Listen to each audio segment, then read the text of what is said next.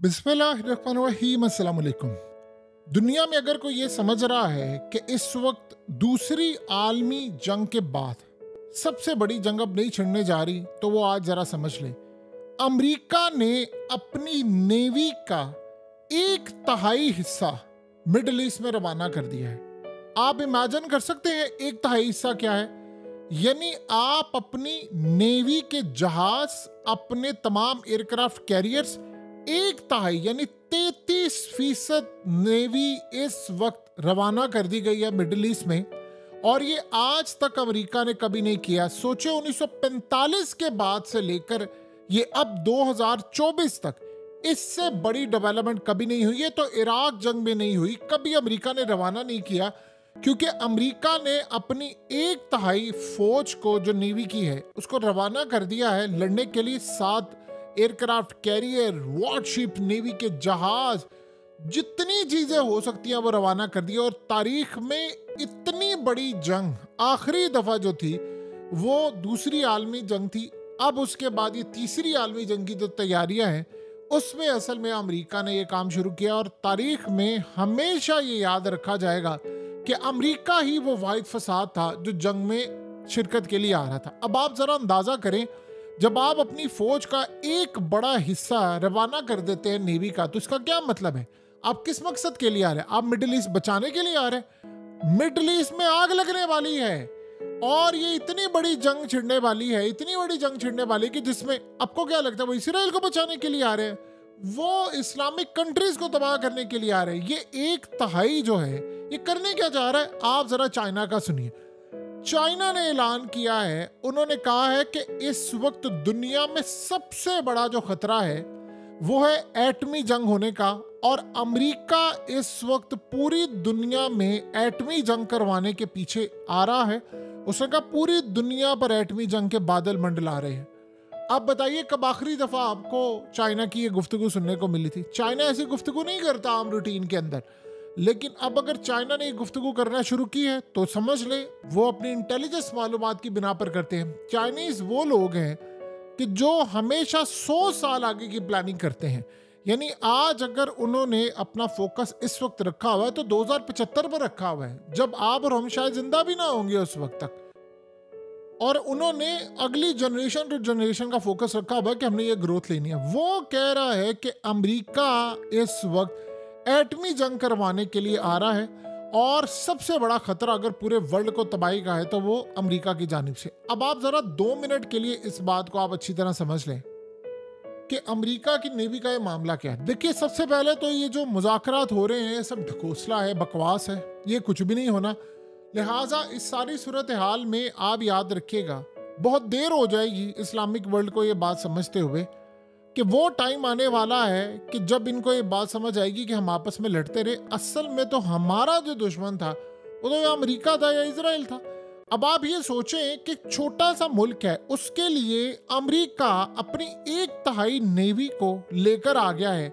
Aircraft carrier दुनिया में 47 aircraft carriers हैं और जिसमें से 1/3 तो सिर्फ अमेरिका के पास है। और अमेरिका के पास उसमें न्यूक्लियर भी है, सबमरीन और चीजें और पता नहीं न जाने और क्या क्या कुछ है। तो वो सारा कुछ लेकर आ गया मिडिल ईस्ट के अंदर। तो मिडिल ईस्ट में जब वो लेकर आ रहा है तो वो क्या करने के लिए आ रहा है? वो जंग करने के लिए आ रहा है। ये जो अभी हम देख रहे हैं जी, वो अमेरिका ने कहा डील, ये सब बकवास है। आप याद रखिएगा, ईरान चाहे अगले 100 साल तक भी इजराइल पर हमला ना करने का प्लान कर ले, फिर भी इसराइल ने हमला करना ही करना है। और ये जंग उसने छेड़नी है, चाहे आप जो मर्जी कर लें, उसने हमला करना है। अगर ईरान थोड़ा सा और वेट कर लेता है तो आप देखेंगे कि अगला जो स्ट्राइक है वो ये होने जा रहा है ईरान के ऊपर। अब आप सोचें कि इस सारे सिनेरियो के अंदर हम किस जगह पर खड़े हैं कि अमेरिका ने क्लियरली कर दिया कि जो तुम्हारे रास्ते के अंदर आएगा हम उसको उड़ा कर रख देंगे। वैसे तो आपको ये नजर आ रहा है कि अमेरिका जी फलाना कर रहा है, वो जी हम तो चाह रहे हैं सुलह हो जाए, सब ढकोसले हैं, झूठ है, ये इनका गेम प्लान है। आप ये देखें कि नेतन्याहू ने बरतानिया के प्राइम मिनिस्टर से मिलना था और इस सूरत हाल में उसने इनकार कर दिया। उसने कहा कि तुमने ये कहा कि मैं लंदन जाऊंगा और मुझे गिरफ्तार कर लिया जाएगा, मैं तुम्हारे साथ करता क्या हूं तुम देखना। आप इमेजिन कर लें यूरोप की क्या सूरत हाल हो चुकी है कि चाइना को इस वक्त मैदान में उतरना पड़ेगा, और रूस को उतरना पड़ेगा। और रूस को कंटेन करने के लिए आपको पता है कि ये पूरी तरह वहाँ पर असला हथियार अपनी पूरी जंग वहाँ पर शुरू कर दी है। आप इमेजिन कर ले, जंग शुरू की है कि रमज़ान कादरेव को, ये आपको पता है कि चेचनिया का फाइटर जो है पुतिन का राइट हैंड है, उसको इलॉन मस्क ने टेस्ला का ये साइबर ट्रक दिया और ये सारी दुनिया में बड़ा फेमस है। उसने क्या किया, उसके ऊपर मशीन गन लगाई और मशीन गन लगाकर वो आगे मूव कर रहा है। और उसने इलॉन मस्क का शुक्रिया अदा किया और क्या था कि मैं इसको लेकर जा रहा हूँ यूक्रेन में, वहाँ पर जाकर हमने इसको मारना है। और इस सूरत हाल में वो असल में तजर्बा करने जा रहे हैं कि हम इस पर मशीन गन लगाकर कैसे यूक्रेन के लोगों को रास्ते से हटा सकते हैं, यानी जो फौज है उनकी, उनके खिलाफ वो जंग कर सकते हैं। क्योंकि अब वो कह रहे हैं कि हमारी, देखिए कुछ अरसे तक अगर ट्रम्प आ जाता तो ये सूरत हाल बड़ी बदल जानी थी। अब यहाँ सिनेरियो बड़ा डिफरेंट है।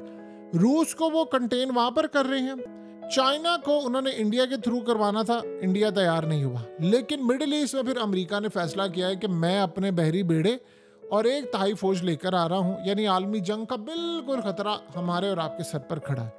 आप इमेजिन करें कि इस सूरत हाल में चाइनीज, और यही वो वजह है कि रूस को इस वक्त ईरान ने कहा, चाइना रूस को, कि आप अपनी नेवी को यहाँ पर लेकर आए। तो वो कहते हैं कि जी हम अपनी नेवी को लेने के लिए तैयार है, क्योंकि इसके बाद तो कोई रास्ता बचता नहीं है।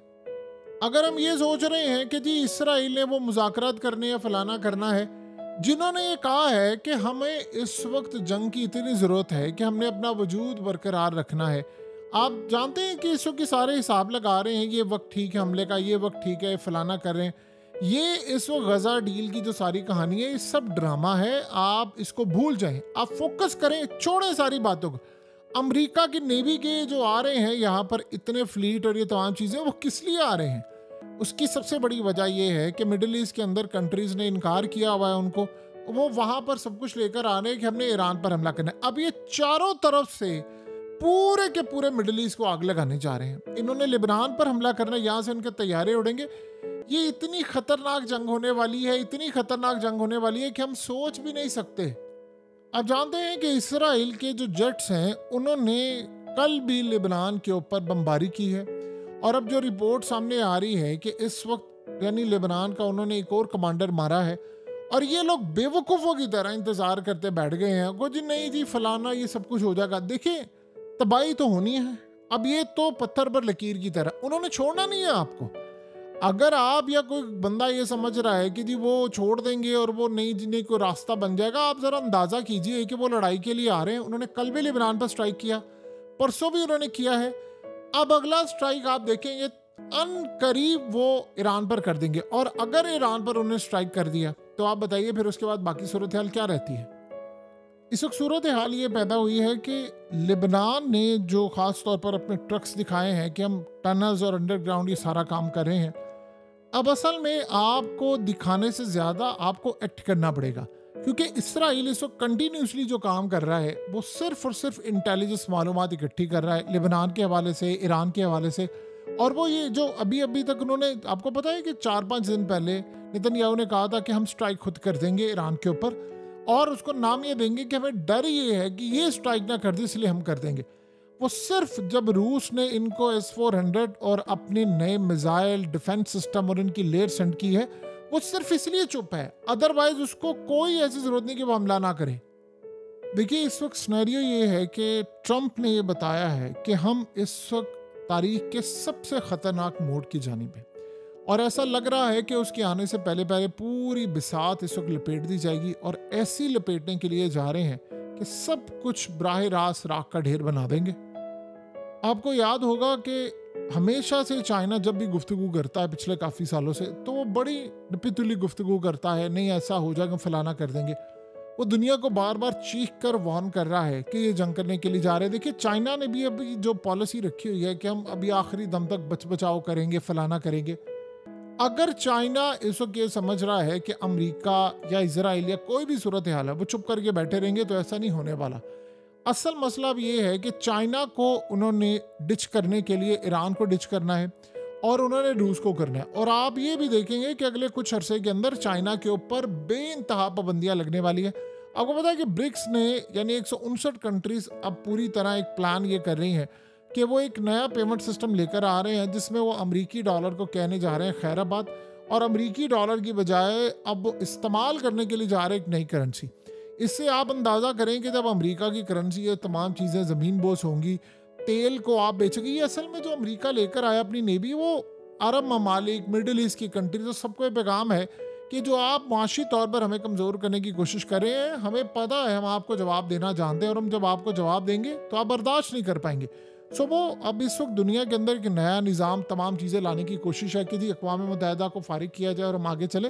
ये असल में उसको भी तबाह करने के लिए आ रहे हैं। सो आने वाले वक्त में अब आप देखेंगे जब ये तबाही लेकर आएंगे तो दुनिया के सामने ऑप्शंस रखेंगे कि आप चाइना के साथ हो, हमारे साथ हो, फलाना हो।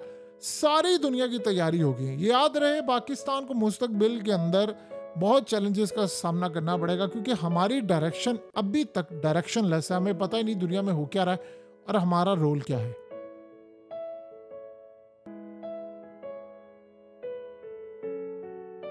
हकीकत टीवी को सब्सक्राइब करना मत भूलें, वीडियो को लाइक करें, शेयर करें और कमेंट सेक्शन में अपनी राय का इजहार ज़रूर करें।